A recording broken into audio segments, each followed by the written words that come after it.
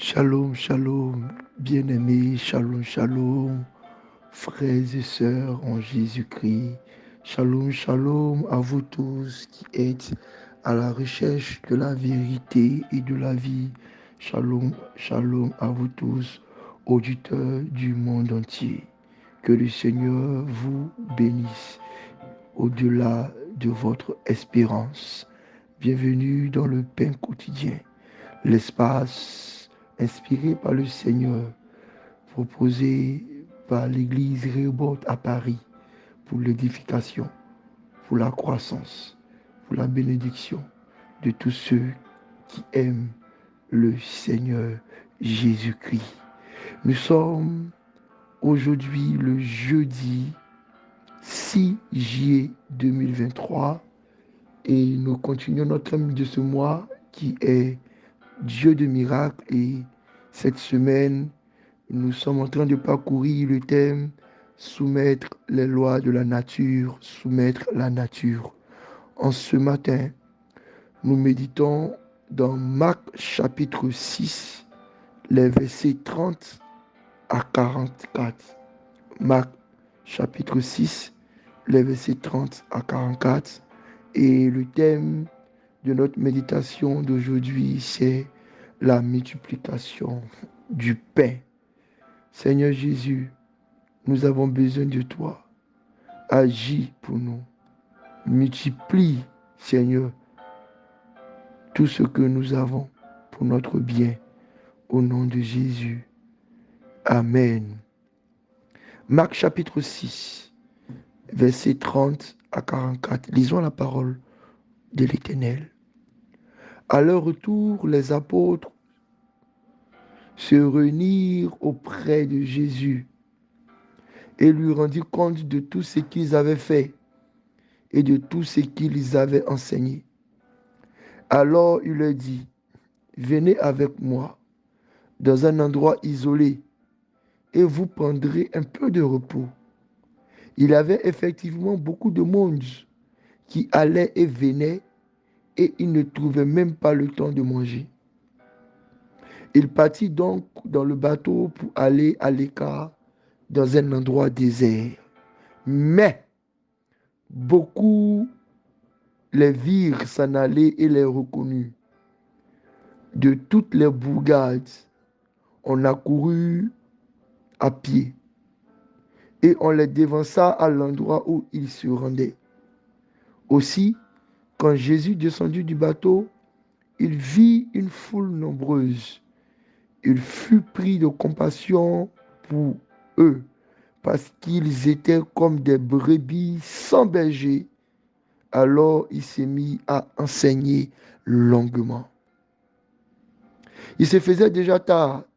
Ses disciples s'approchaient de lui et lui dirent, cet endroit est désert, il est déjà tard.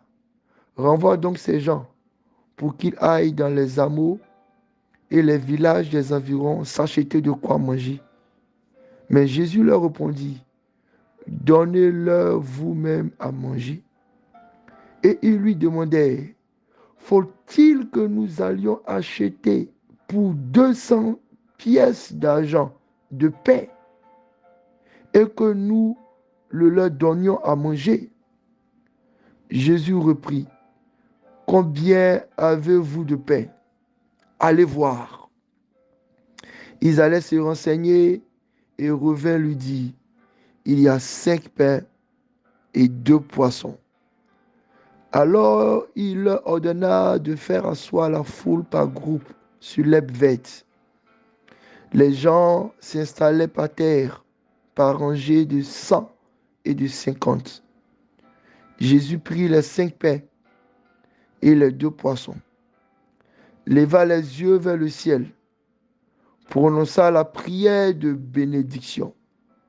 Il partagea les pains, les donna aux disciples pour qu'ils les distribuent à la foule. Il partagea aussi les 2 poissons entre tous. Tout le monde mangea à satiété. On ramassa les morceaux de pain qui restaient. Il y en eut 12 paniers pleins. Il restait aussi des poissons. Or, ceux qui avaient mangé ces pains étaient au nombre de 5000 hommes. Oh, quelle grâce, quelle belle histoire que nous entendons ce matin. Bien-aimés, Jésus opère un miracle extraordinaire. À partir de 5 pains, il est capable de faire manger à satiété une foule de 5000 hommes qui n'a pas eu le temps de manger, ayant couru les rattraper sur une autre rive, dans un autre endroit, après un long enseignement. J'aime beaucoup ce verset-là, qui dit, le verset 34, qui dit que Jésus se mit à enseigner pendant longtemps. Jésus se mit à enseigner longuement. Jésus se mit à enseigner pour un long temps. Bien-aimé, souvent quand nous lisons la Bible, nous avons l'impression que les enseignements de Jésus se faisaient en 5 minutes, en 15 minutes, en 1 heure de temps, et puis paf, le miracle se produit, et puis on avance, on s'en va à la maison. Mais j'aime cette histoire du miracle du Père, parce qu'il insiste pour dire que les gens ont suivi Jésus d'un autre rivage, sont restés à écouter un enseignement jusqu'à ce que le soir commence à s'approcher, sans rien manger. Bien-aimé, si le miracle du Père a eu lieu, c'est parce que les gens ont démontré leur soif, leur faim de la parole de Dieu. Parce que les gens ont été attentifs à un enseignement. Parce que les gens se sont assis pour écouter la parole de Dieu longuement. Ce que cette histoire nous apprend. Bien vrai que Dieu, Jésus, est soumis la nature, est soumis et changé les lois de la production. Ce que nous comprenons, c'est que le miracle est intervenu suite à un temps d'enseignement, un temps de retraite. J'appelle ça la retraite spirituelle qui prépare le miracle. Ils sont allés dans un endroit désert et ils ont été enseignés longuement, pendant de longues heures. Bien-aimés,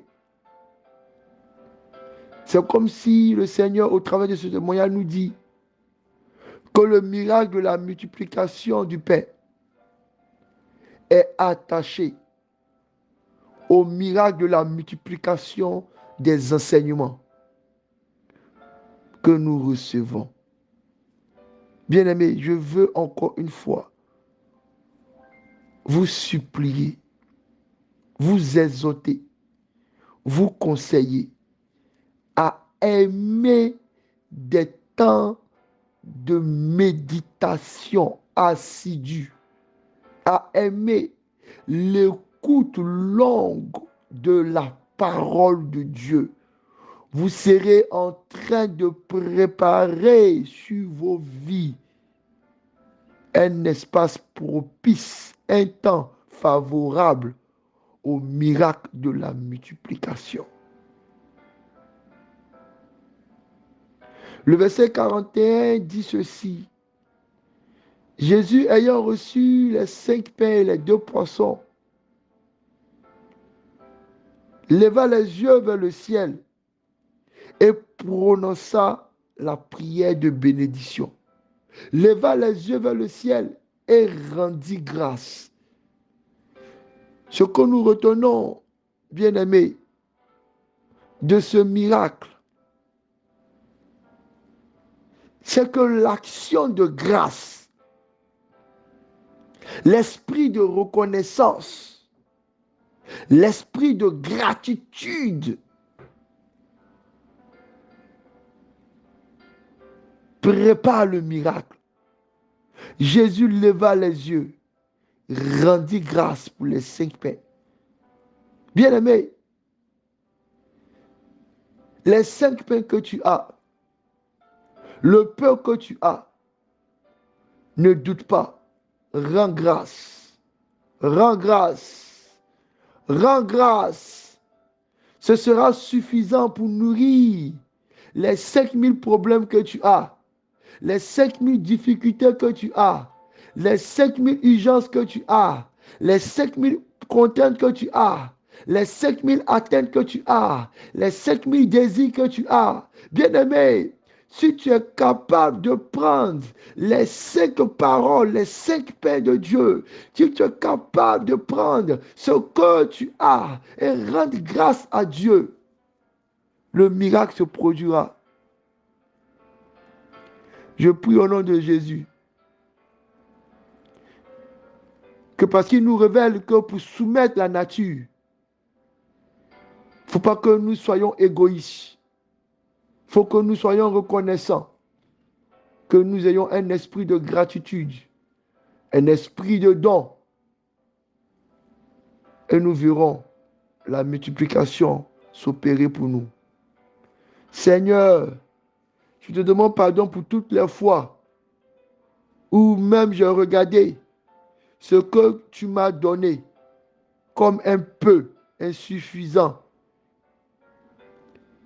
et y ai vu que le manque,